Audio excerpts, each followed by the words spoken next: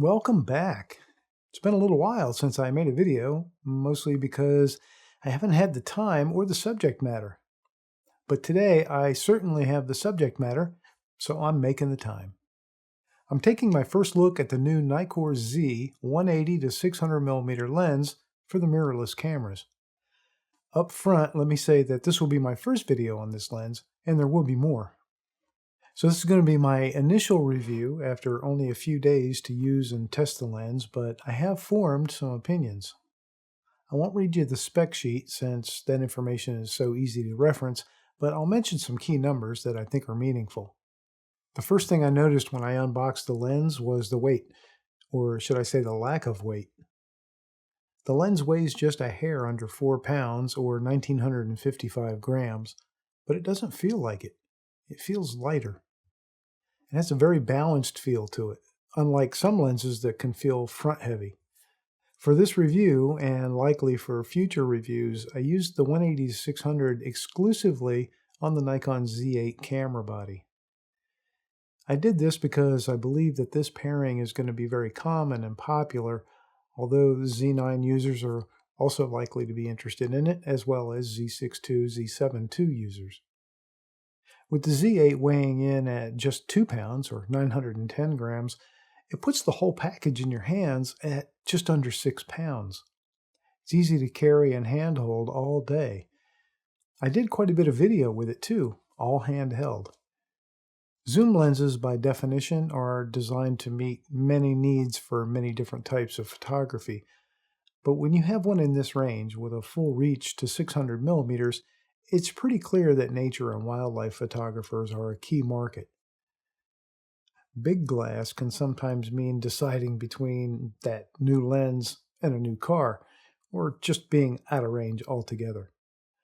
But at a price point of $1,700 US, this zoom is going to fit a lot more budgets. The question is, what do you get for the money? Should you grab this lens, or should you save up for something else? I'll start down the path of trying to answer that. I'm a professional with decades of experience and a very wide variety of lenses and subjects. But I try to base my opinions and my reviews on the item and the product that I'm reviewing and who it's for and how it should be used. For starters, this is not an S-line lens. That means that you can't expect the weather sealing, the durability, and maybe even the sharpness of an S-line lens. That said, it does feel solidly built. It has the same textures and contours as the other Z lenses. The front element filter size is 95 millimeters, so it's not huge, but if you do want a good filter for it, it won't be terribly cheap. The controls on the lens are pretty minimal. There's the manual AF switch for the times you want full manual focusing, and there's also a focus limiter that can be set between full and 6 meters to infinity. The big rubberized ring on the lens is the zoom ring. It has a great feel, it's well placed, and nicely dampened. The best thing about it is the very short throw. You can rotate from 180 millimeters to 600 millimeters and back easily without having to change your grip. I don't want to understate that feature because it's one of the things that I like most about this lens. Another very important feature of the lens is that the zoom is fully internal. The lens does not telescope when you zoom in and out. This means that it should stay in near perfect balance if it's mounted on a tripod or a gimbal and just feel more balanced in the hand. In closer to the camera body is the second of 2 rings, the control ring. By default, it's set to be the focus ring, but it can be programmed for a number of other functions via the camera's menu. I use manual focus frequently, so that's just where I'm going to leave it. But you could have it change aperture or exposure compensation or a long list of other actions. There are 4 function buttons near the front of the lens in top, bottom, left, and right orientation. These can also be programmed to perform one of many actions, but only one designated action can be selected. All 4 buttons act as one or perform the same thing. They're just located for easy access in any hand position. The lens hood is plastic. It's well made and it's a good size for this lens. It has the same latch system as all of the other Z lenses except for the 800 PF. That brings us to the tripod foot and collar. I have mixed feelings about this. For starters, the foot is of course not an Arca Swiss compatible foot. You'll need to bolt on a plate for that, like I've done here. The foot is not removable or replaceable except by removing the entire collar, which does come off. If you intend to shoot all day handheld only, then you may not want the foot in the way. It's a nice option to be able to remove it entirely. But one word of caution, the strap connections are part of the collar, so if you remove it, you'll have no way to attach anything to the lens. The collar does seem very sturdy and it uses a well-made brass screw and knurled knob. I wouldn't recommend using the camera's strap lugs for a lens of this size. There's just too much risk of damage to the connection point for both the lens and the camera. If there are aftermarket foot replacements available in the future, they're likely to be very expensive because you're going to have to replace the entire collar, not just the foot. The lens is capable of accepting both the Z 1.4 and Z 2.0 teleconverters. I did use the 1.4 TC for some shooting.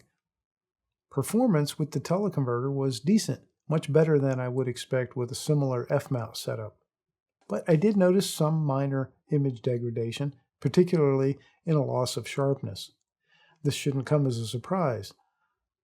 And of course you pay the penalty in speed, losing a full stop of aperture. Some of these shots were taken at the far extreme, with the 1.4 TC and in DX mode, with additional cropping in post. It shows what reach is available if you really need it. And in most cases, I think the quality is acceptable. This is, of course, in good light conditions. And even so, these images were treated for noise in post-production, since the ISOs were pretty high. Autofocus with the Z8 through this lens was fast and accurate. I didn't notice any significant changes in AF throughout the focal length range of the zoom. My initial opinion is that the Z 180-600 f5.6 to 6.3 is a bargain at this price. The sharpness is very good, even though it's not S-line level, and all other performance markers are on point. Where it excels is obviously in versatility, but also lightweight and simple function. The short throw zoom ring is fantastic. No matter which Z camera body you connect this to, it's going to give you great range and very good images. Okay, a little bit of image review in no particular order and no particular subject matter, but I went out to one of my sort of go-to places for just lens evaluation, and that is an Air Force museum where they have a lot of airplanes out on the tarmac as well as things indoors, so it gives you a lot of opportunities for different stuff. And there's, what I like about it is there's, it's realistic, but there's also a lot of graphical things that you can shoot, and there's a lot of light conditions you can shoot in and all that good stuff. So I went there and I tried to use each major zoom level, like in increments of starting at 180, then going to 300, then 400, then 500, then 600 for each one of the different images. Let me find, let me just zoom through a couple of these. So this is at 180 and 300, 400, and I did a pretty good job of hitting the even marks on the lens. I was off a little bit once in a while, but it's pretty easy. Just as an aside, it's pretty easy. If you want to shoot at exactly 400 millimeters, it's pretty easy to dial that in. Looking at the lens barrel, if you go to the middle zero, that's the trick. Go to the middle zero of your numbers on the graduations on the lens, and you're going to be right on. So there's at 500 and then at 600. Nice and sharp in the middle, and I was focused. We're going to have to let this render a second. I was focused right around here. You can see that it's generally pretty sharp. So that's not bad. And again, we're at what, ISO 560. So this is on the Z8. I presume that the Z8 has the similar ISO as the Z9, which has kind of a two base ISOs. One is 64, the other is 500. So that should be a nice clean image. All right, I'm going to go back out. And this is one I wanted to show. So this is, just the tire wheel on one of the airplanes. And this is at 180. But as we go through and zoom in, you can look at the detail is really good, and the sharpness is overall really good. That was one where I missed the mark a little bit. I was 290. This is 400, 500, and then 600. So it gives you an example of the range. Whoops, get back there. It gives you an example of the range you have with this lens. And then the amount of sharpness you have at each of those areas. So, and if we pop into 100% on this, let that render a second. Again, I'm focused here on this central hub, so you can see there's some markings in there, some manufacturing markings. You got some paint run marks and striations in the metal. That's all very sharp, extremely good. So that is the point of focus, and that's important to pay attention to that, because everything else you got to take with a grain of salt, because even at 6.3, the compression is really going to drop your depth of field off quick. So it's important to evaluate it at the point of focus. And one of the things I did want to show is this one, because one of the advantages of this lens, the minimum focusing distance is extremely short for a telephoto lens, even a long zoom. At 600 millimeters, you are under 8 feet. I think it's somewhere around 7.8 feet minimum focusing distance. So I tried to hit that real close here. So this was, as near as I could scoot back and forth. This was pretty much right at the minimum focusing distance on that wheel. And if we go into 100% on this, look at the detail. Extremely good detail.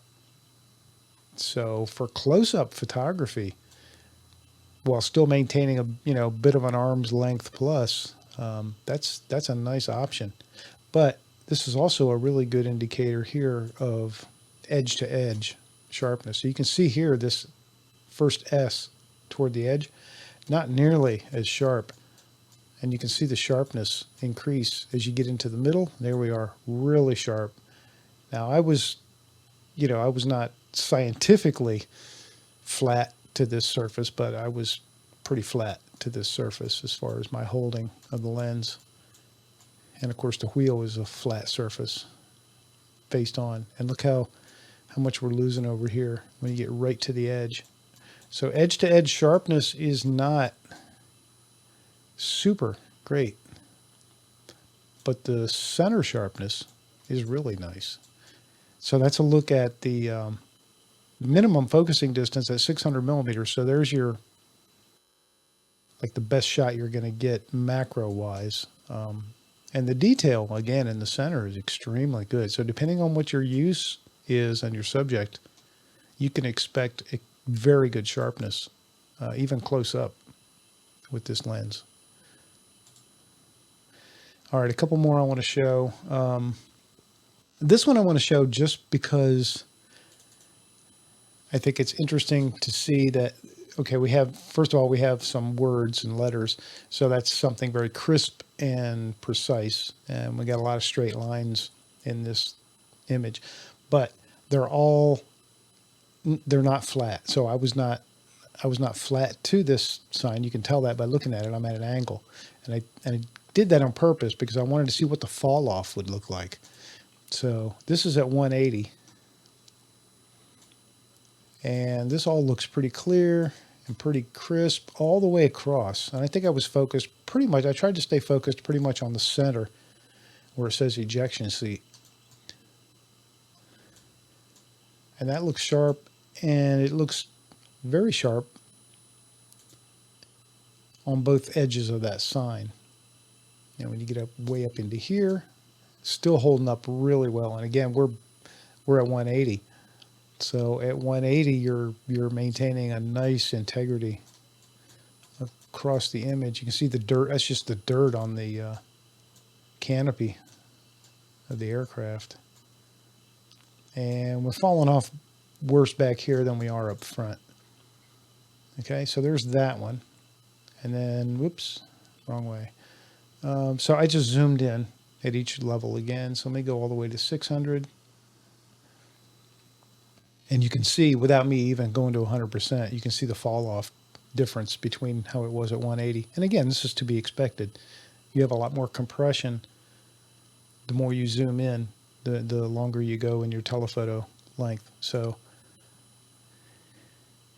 this edge, I think we need to render here a sec. This edge is nice and sharp. You can even see lines in the probably a vinyl sticker that's on there. You can see the lines in that, and maybe it might even be the metal underneath. And then it falls off really quick, and you get over here and you can really see the difference. So that's the difference between a 180 or 200 and a 600, and you're going to see that in pretty much everything. Another one, just nothing specific to shoot at. In fact, nothing but curves and odd lines here. Again, running through the zoom ranges at the major step points. And I like this ball, like I'm not sure what it is. I should have done my research and found out, but this ball on the front probably has to do with guidance or something for the aircraft. But it's really cool looking. Whoops. We'll get back to him. So this is at 600 millimeters, and that's really nice and sharp. And of course, this is round. This is a sphere. But look at that. It's just let that render, get those pixels out of there. There we go. Look at that. It's a nice, nice fisheye view of the tarmac, and you can see there's scratched up just from abrasion from flight, I would presume. But if you go down here to the bottom of it and look at the edges, again, this is untouched, so I haven't tried to reduce any kind of noise or clean this up in any way. Okay. And then we'll get to a couple others. Well, I'll show you my buddy here just because I already teased you with that. And that nice light, but, you know, if you're interested in shooting animals of any kind, whether it's wildlife or domestic, it's always good to see how it's going to handle that. And that's at 180 millimeters, so that's all the way zoomed out. And I did a couple of these. This one I did also, I'm not going to show you the whole zoom range, you can see that, but this is just to show, and again, this is not filtered or touched in any way, shot with camera neutral, but just to show the saturation and the really great rendering of colors. Really nice job. And this is at 400 millimeters, so this is kind of at the mid-range of the lens, and you can see the fall off in detail. So really nice, and this is shot at f6 because that's the widest you're going to get at 400. All right, so those are some images to review thus far. And I'll have more of this in the future. Well, let me see. Hold on. All right, I'm going to finish up by just scrolling through probably my favorite subject, my buddy, in the backyard, and various zoom ranges on the lens. Always wide open at this point. I haven't stopped it down.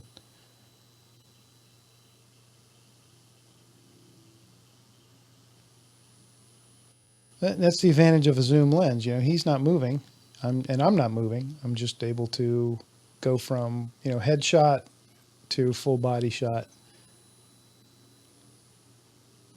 and keep it all full frame. And that's why you want a long telephoto zoom. So it's a thumbs up from me, even with the few noticeable complaints. And again, you have to consider the value of this lens at the price, which I think is outstanding. I plan to bring you more on this lens. I want to do a full video just on using it for wildlife photography. And I have a couple comparisons I want to do. I'd like to compare it to the Z 100-400 with a 1.4 TC, and I'd like to compare it to the F-mount 500 PF prime. If I can find one to use, I'll also compare it to the F-mount 200-500 f5.6 zoom. So be sure to subscribe and click the notification bell so that you'll be notified of new content when it's released. I'd also appreciate it if you would smush that like button and help this video to be recommended to others. Let me know in the comments what questions you still have, and I'll do my best to answer them in a future video. Till then, I'm Dave. This is Nights and Weekends, and I'll see you next time.